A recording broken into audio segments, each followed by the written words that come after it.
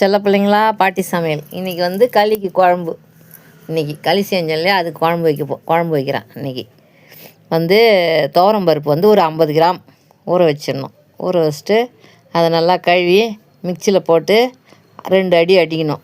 அடித்ததுக்கப்புறம் என்ன பண்ணணும், வெங்காயம் தக்காளி கட் பண்ணி ரொம்ப திட்டமாக கட் பண்ணி வச்சின்னு பூண்டு தோலாட போடணும். அப்படியே இது எல்லாத்தையும் ஒரு 2 அடி அடிச்சிக்கணும் மிக்சியில். அந்த பருப்பை அரைச்சதுக்கப்புறம் 2 அடி அடிச்சிக்கணும் மிக்சியில். அரைச்சி ஊற்றிக்கின்னு மிளகாத்தூள், கொஞ்சம் மஞ்சத்தூள், உப்புத்தூள், புளி கரைச்சி அதில் ஊற்றணும். ஊற்றிட்டு அவ்வளோதான், நல்லா டிக்காகிடும் அந்த குழம்பு.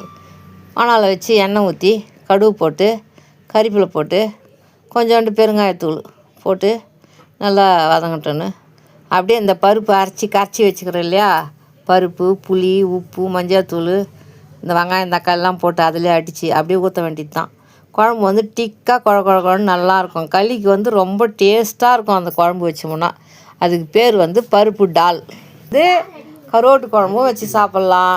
கீரை கடைஞ்சி, அரைக்கீரை, பண்ணைக்கீரை வந்து பருப்பு போடாத காஞ்ச மிளகா, பச்சை மிளகா போட்டு கீரை போட்டு வெங்காயம் தக்காளி பூண்டு பச்சை மிளகா போட்டு கீரை வேக வச்சு புளி கொஞ்சம் மிச்சமாக போட்டு பண்ணைக்கீரை, அரைக்கீரை, சிறுகீரை அதையும் கடைஞ்சி சாப்பிட்லாம். மல்லாட்டை சட்னி சாப்பிட்லாம். கருவாட்டு குழம்பு வச்சு சாப்பிட்லாம்.